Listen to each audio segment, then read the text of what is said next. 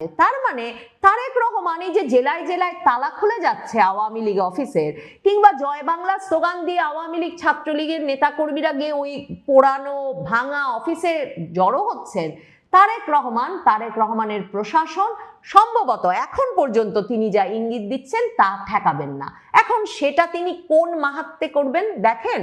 Tarique Rahman 2024-এর July August আন্দোলন এবং তার পরবর্তী নির্বাচন পর্যন্ত এই সময়টা পর্যন্ত টের পেয়েছেন যে ওই আন্দোলন শুধুমাত্র শেখ হাসিনার পতনের আন্দোলন, শেখ হাসিনাকে ক্ষমতাচ্যুত করার আন্দোলন, সরকার পতনের আন্দোলন ছিল না। এই আন্দোলনের একটা মূল লক্ষ্য ছিল বাংলাদেশে একটা বড় ধরনের আদর্শিক পরিবর্তন আনা।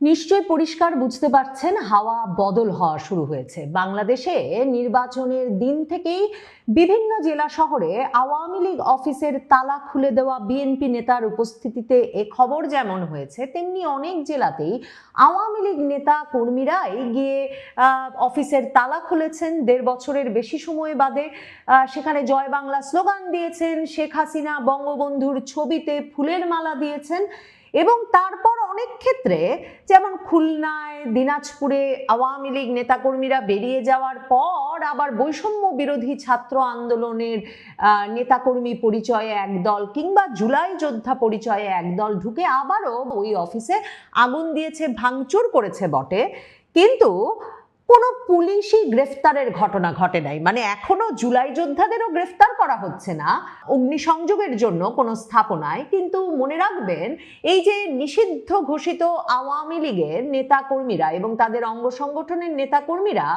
বিভিন্ন জেলা শহরে, খুলনায়, দিনাজপুরে, পটুয়াখালীতে, পঞ্চগড়ে অফিস খুলে প্রকাশ্য স্লোগান দিতে বেরিয়ে এলেন। সাংবাদিকরা সংবাদ মাধ্যমে সে খবর করলো, ছবি ছাপা হলো। তারা যে গ্রেফতার হচ্ছেন না, এটা একটা সুস্পষ্ট ইঙ্গিত যে খেলা ঘুরে যাওয়া শুরু করেছে। আওয়ামী লীগের জন্য পরিসর তৈরি করার এক রকমের গ্রিন সিগন্যাল আসছে যারা নতুন ক্ষমতায় আসছেন তাদের তরফ থেকে। তার মানে বিএনপির দিক থেকে, তারেক রহমানের দিক থেকে, বিএনপির ভেতরেই তৃণমূলেও এ নিয়ে একটা জোর আলাপ আছে যে সত্যি কি ফ্যাসিবাদীদের আওয়ামী লীগকে এভাবে দ্রুত আসতে দেওয়া উচিত কিনা। কিন্তু এ ধরনের বড় সিদ্ধান্ত যে আসলে নিয়ন্ত্রিত হবে একেবারে শীর্ষ পর্যায় থেকে, এবং সেই ইঙ্গিতেই ঠিক হবে যে আওয়ামী লীগের বিরুদ্ধে কি ইউনূস সরকারের আমলের মতো ক্রমাগত ডেভিল হান্ট অপারেশন পরিচালিত হতে থাকবে, নাকি আওয়ামী লীগের নেতাকর্মীরা ধানের শীষের পক্ষে ভোট চাইতে এসে যেমন জয় বাংলা, জয় বঙ্গবন্ধু স্লোগান দিয়ে নির্বাচনের সময় কোনো জায়গায় বিএনপি নেতার পাশে বসে নির্বাচনী প্রচারণা চালিয়েছেন সেসব ঘটবে, নাকি বিএনপি নেতার পাশে বসে আওয়ামী লীগ অফিসের দরজা খোলা হবে, আওয়ামী লীগের নেতাকর্মীরা অফিসে বসতে শুরু করবেন কিনা, এই পুরোটাই নির্ধারিত হবে একেবারে শীর্ষ পর্যায়ের ইঙ্গিতে। এবং সারা বাংলাদেশে এরই মধ্যে তো সার্জিস যদিও পরে সুযোগ পেয়েই তারেক রহমানকে গিয়ে নাহিদ ইসলামের বাসায় বুকে জড়িয়ে ধরলেন, কিন্তু সার্জিস তো কেঁদে কেঁদে 12ই ফেব্রুয়ারি নির্বাচনের দিন থেকেই অভিযোগ করছেন যে দিকে দিকে নাকি বিএনপি নেতাকর্মীরা, জাতীয় নাগরিক পার্টির নেতাকর্মী, এমনকি ভোটারদের পর্যন্ত পেটাচ্ছে, তাদের বাড়িঘর দোকানপাটে অগ্নিসংযোগ করছে, জুলুম করছে। তার মানে এই যে তাদের ভেতরে একটা ভয় সৃষ্টি হয়েছে জাতীয় নাগরিক পার্টির একেবারে শীর্ষ নেতাদের মধ্যে। আজকে বলছেন জুলুম, কালকে গিয়ে বুকে জড়িয়ে ধরছেন তারেক রহমানকে। এই যে ভয়, এই যে আতঙ্ক, এই যে আশঙ্কা, সেটা যখন জাতীয় নাগরিক পার্টির ভেতরে আরো জোরে সোরে ঢুকবে, বৈষম্য বিরোধী ছাত্র আন্দোলন, জুলাই যোদ্ধা নামে সারা বাংলাদেশে গত 18 মাস ধরে যখন তখন গজিয়ে ওঠা তরুণেরা যখন শান্ত হওয়া শুরু করবেন, মানে নিজেদের নিরাপত্তা নিয়ে শঙ্কিত হবেন, যখন বুঝবেন ক্ষমতার পালাবদল ঘটে গেছে, যখন তখন যেখানে সেখানে আগুন দেওয়া চলবে না, পুলিশ এসে তাদের ধরে ফেলতে পারে, তখন খেলা আরো ঘুরে যাবে। দেখেন 32 নম্বরে লোক যাওয়া শুরু হয়েছে। 32 নম্বরে গিয়ে উপস্থিত হয়েছিলেন ঢাকা বিশ্ববিদ্যালয়ের এক শিক্ষক জামাল উদ্দিন, যিনি কিনা এর আগে ঢাকা বিশ্ববিদ্যালয়ে গিয়েছিলেন পর তাকে ডাকসুর সমাজ কল্যাণ সম্পাদক, একজন মানে বিশিষ্ট মব সৃষ্টিকারী ব্যক্তিত্ব হিসেবে যিনি বেশ নামডাক করেছেন ডাকসু নির্বাচনের পর থেকেই, সেই জুবায়ের তাকে ধাওয়া দিয়েছিলেন। সে ভিডিও তখন ভাইরাল হয়েছিল। সেই শিক্ষক জামাল উদ্দিন বেরিয়ে এসে তিনি 32 নম্বরে ফুল দিতে চলে গেলেন। তাকে সহ 5 জনকে পুলিশ আটক করলো, কিন্তু পুলিশ গ্রেফতার দেখায়নি, পুলিশ ছেড়ে দিয়েছে। আর ডাকসুর শিবিরের সভাপতি সাদিক কায়েম সহ মানে ডাকসু নেতৃবৃন্দ কোথায়? তাদের তো এই প্রতিবাদে, এই সাহসের প্রতিবাদে খুবই মানে জোরে সোরে নেমে পড়ার কথা রাস্তায়। কিন্তু ওইদিকে ঢাকা বিশ্ববিদ্যালয়েও পরিস্থিতি ঘুরে গেছে। সেখানে বামপন্থী শিক্ষার্থীরা নাকি, মানে সংবাদ মাধ্যমে খবর এসেছে এরা বামপন্থী শিক্ষার্থী, এরা পিকআপ ট্রাক নিয়ে হলগুলোর সামনে সামনে যাচ্ছে আর রাজাকার আলবদর কিছুই রইব না রে, সব আবার ভাইসা যাইব বঙ্গোপসাগরে, এই গান ছেড়ে ছেড়ে ঘুরছে। আর ডাকসুতে শিবিরের যে প্রতিপত্তি, পুরো ঢাকা বিশ্ববিদ্যালয়ে ছাত্র শিবিরের যে প্রতিপত্তি, মনে করে দেখুন 2024-এর 15ই জুলাই শেখ হাসিনা রাজাকারের নাতি নাতনি বললেন দেখে নাকি রাগে ফুঁসতে ফুঁসতে তারা বেরিয়ে এলেন তুমি কে আমি কে রাজাকার রাজাকার স্লোগান দিতে দিতে। 2025-এ সেই বার্ষিকীর দিনে এই ঢাকা বিশ্ববিদ্যালয়ের ছাত্রছাত্রীরা বেরিয়ে এসে বললেন তুমি কে আমি কে রাজাকার রাজাকার, তোমার দাদা আমার দাদা রাজাকার রাজাকার। অথচ খেলা ঘুরে যাওয়ার পর এখন যখন বিএনপি নিরঙ্কুশ সংখ্যাগরিষ্ঠতা পেয়ে গেছে, বিএনপি এই ছাত্র শিবির জামায়াতে ইসলামীকে মুক্তিযুদ্ধে যুদ্ধাপরাধী দল হিসেবে আঙুল তুলছে, রাজাকার বলছে, এবং তারা যখন এদেরকে গুপ্ত হিসেবে চিহ্নিত করছে, তখন এমন একটা পরিবেশ তৈরি হয়েছে যে ঢাকা বিশ্ববিদ্যালয়ে কিংবা ডাকসু নেতারাও তুমি কে আমি কে রাজাকার রাজাকার স্লোগান দিয়ে বেরিয়ে এসে ওই কয়েকটি বামপন্থী শিক্ষার্থী যে তাদেরকে উত্তক্ত করতে সারা বিশ্ববিদ্যালয় ক্যাম্পাসে ঘুরছে আর রাজাকার বঙ্গোপসাগরে ভাইসা যাইব গান ছাড়ছে, ছেড়ে তাদের অপমান করতে চাইছে, তার কোনো প্রতিবাদ করতে চাইছে না। কাজেই তারেক রহমান কোনো দয়া পরবশ হয়ে আওয়ামী লীগকে ফিরিয়ে আনবেন না। রাজনীতিতে দয়া কাজ করে না, রাজনীতিতে হিসেব নিকেশ সমীকরণ কাজ করে। মানে তারেক রহমান শুধুমাত্র ভারত বা আমেরিকা তার দেশে ফেরার শর্ত হিসেবে বাংলাদেশে একটা স্থিতিশীল পরিবেশ আনতে, একটা অন্তর্ভুক্তিমূলক রাজনৈতিক পরিবেশ তৈরি করতে, কিংবা বাংলাদেশে ইসলামী খেলাফত প্রতিষ্ঠা ঠেকিয়ে দিতে আওয়ামী লীগকে ফিরিয়ে আনার অ্যাসাইনমেন্ট নিয়ে তারেক রহমান দেশে ফিরেছেন। সমীকরণটা সবসময় এত সোজা সাপটা সাদা মাটাও নয়। মানে নিরঙ্কুশ সংখ্যাগরিষ্ঠতা নিয়ে জয়লাভ করবার পর একজন নেতার বিদেশে ভারত আমেরিকা কি বলেছেন তার চেয়েও গুরুত্বপূর্ণ হয়ে ওঠে ক্ষমতাকে স্থিতিশীল করা এবং আগামী নির্বাচনেও তিনি ভোটে টিকে থাকতে পারবেন কিনা, ভোটে হেরে গেলে আওয়ামী লীগের মতো আসলে তাকেও একটা নিষেধাজ্ঞার ফাঁদে পড়তে হয় কিনা, কিংবা একটা গণ আন্দোলনে তাকে ক্ষমতাচ্যুত করলে এই পরিস্থিতিটা এমন দাঁড়ায় কিনা, সেসব বিষয় বরং মাথায় রাখা অনেক জরুরি হয়ে ওঠে একজন রাজনৈতিক নেতার জন্যে।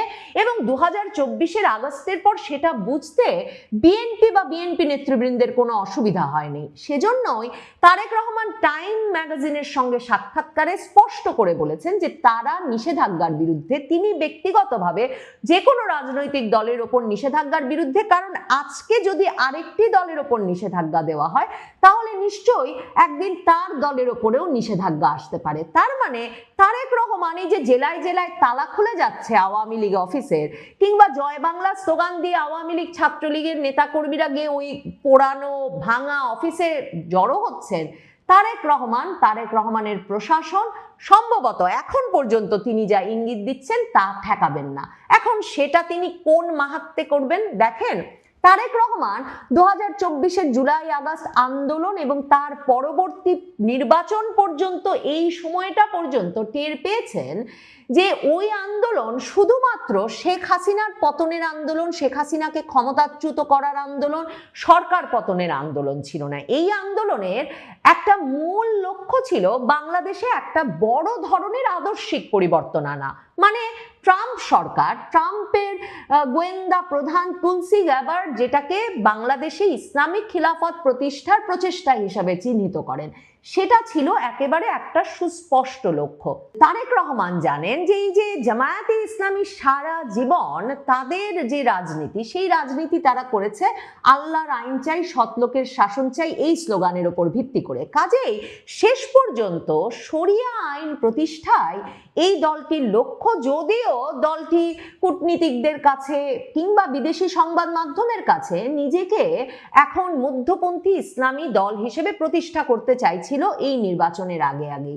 বিএনপি জানে যে বাংলাদেশে যদি এমনভাবে সাংবিধানিক কাঠামো পরিবর্তন করে ফেলার বা রাষ্ট্রের মূল কাঠামো পরিবর্তন করে ফেলার একটা রাজনৈতিক আন্দোলন দানা বেঁধে ওঠে, সেই রাজনৈতিক শক্তি যদি সবচেয়ে শক্তিশালী হয়ে ওঠে, মানে জুলাই সনদের মাধ্যমে যে কাজটা করবার প্রচেষ্টা নেওয়া হয়েছে, ৭২-এর সংবিধান ছুঁড়ে ফেলে দিয়ে নতুন করে সাংবিধানিক কাঠামো প্রস্তুত, বাংলাদেশের রাষ্ট্রের মৌলিক কাঠামো পরিবর্তন করে ফেলার যে উদ্যোগ, এগুলো যদি সফল হয় তাহলে আওয়ামী লীগ যেমন আর রাজনীতি করতে পারবে না, বিএনপিরও রাজনৈতিক ভবিষ্যৎ শেষ হয়ে যাবে। কারণ বিএনপি ইসলামী বিপ্লবের পর কি রাজনীতি, সে রাজনীতিতে বিএনপি অপ্রাসঙ্গিক হয়ে পড়বে। কাজেই বিএনপি খুব স্বাভাবিকভাবেই বাংলাদেশের রাজনীতিকে বর্তমান ধারায় রাখতে, মানে একটা মধ্যপন্থার ধারায় রাখতে, তার জন্য শুধুমাত্র এটা গুরুত্বপূর্ণ নয় যে সে নিরঙ্কুশ সংখ্যাগরিষ্ঠতা নিয়ে দফায় নির্বাচিত হয়েছে, তার জন্য গুরুত্বপূর্ণ এটা নিশ্চিত করা যে বাংলাদেশে সবসময় প্রধান দল মানে ক্ষমতাসীন দল এবং প্রধান বিরোধী দল এই দুই জায়গাতেই মধ্যপন্থার দল থাকবে এবং তাদেরকে পছন্দ করে নেওয়ার সুযোগ বাংলাদেশের জনগণ পাবে। মানে হতে পারে বাংলাদেশের জনগণ যদি ভোটের মাধ্যমে সিদ্ধান্ত নেয় যে তারা ইসলামপন্থী দলকে শাসনে আনতে চায় এবং তারা শরিয়া আইন চায়, সেটা যদি হয় তাহলে সেটা তো সকল দলের অংশগ্রহণে একটা নির্বাচনের মাধ্যমে হতে হবে। সেটা তো এমন নির্বাচনের মাধ্যমে হতে পারে না যে এক সময় হয়তো বিএনপি সরকারে থাকতে থাকতে বাংলাদেশের মানুষ বিএনপি সরকারের ওপর বিরক্ত হলো এবং তারপর তারা, সেটা 1 বছর পরে হতে পারে, সেটা 5 বছর পরে হতে পারে, বিএনপি সরকার জানে যে যারা ইসলামী বিপ্লবটি ঘটাতে চাইছিল তাদের এখনো অসমাপ্ত সেই কাজ, সেই স্বপ্ন রয়ে গেছে। তো 1 বছর পরে, 5 বছর পরে যদি তারা বিএনপি সরকার ফেলে দেয়, তখন কি হবে? বিএনপিকেও রাজনৈতিক কর্মকাণ্ড নিষিদ্ধ করা হবে এবং তারপর একটা ভাগাভাগির নির্বাচন করা হবে যেখানে জামায়াতে ইসলামী আর জামায়াতে ইসলামীর বি টিম, জাতীয় নাগরিক পার্টির মধ্যে বাংলাদেশের মানুষ সরকার বেছে নেবে এবং তখন বিদেশিরা এসে বলবে অংশগ্রহণমূলক নির্বাচন হয়েছে, আর অন্যদিকে বাংলাদেশ একটা ইসলামী প্রজাতন্ত্রে পরিণত হবে। সেই ইসলামী প্রজাতন্ত্রে বিএনপির রাজনীতির সুযোগ কই? সেই ইসলামী প্রজাতন্ত্রে বিএনপি জানে যে বিএনপিকেও নিষেধাজ্ঞার আওতায় পড়তে হবে। শুধু তাই নয়, বিএনপিরও এই একই পরিণতির মধ্য দিয়ে যেতে হবে যেখানে কোনো জায়গায় চুল মাত্র ছাড় তাদের দেওয়া হবে না এবং তাদেরকে কোথাও দাঁড়াতে দেওয়া হবে না। তখন বিএনপিরও সকল কার্যালয়ে তালা পড়বে, ভাঙচুর হবে, অগ্নিসংযোগ হবে এবং এই পক্ষটি ব্যবস্থা করবে যে যাতে মধ্যপন্থার রাজনীতি করা এই অপরপক্ষ বিএনপিকেও বাংলাদেশ ছেড়ে পালাতে হয়, না হলে বাংলাদেশের ভেতরেই একটা চিরপলাতক জীবনযাপন করতে হয়। বিএনপি কিছুতেই সেই পরিণতি বাংলাদেশের রাজনীতিকে হতে দিতে পারে না তার অস্তিত্ব রক্ষার জন্যে, এবং সে কারণেই বিএনপিকে নিশ্চিতভাবে আওয়ামী লীগের রাজনৈতিক পরিসর তৈরি করে দিতে হবে যাতে যে কোনো বিপদ আপদ ঘটলে আওয়ামী লীগ এবং বিএনপি, মানে সারা পৃথিবীতেই তো দ্বিদলীয় শাসন ব্যবস্থা, মানে কোনো একটি দল কিন্তু কোনো দেশের রাজনীতিতে, যেসব দেশের গণতন্ত্র নিয়ে আমরা মুগ্ধ,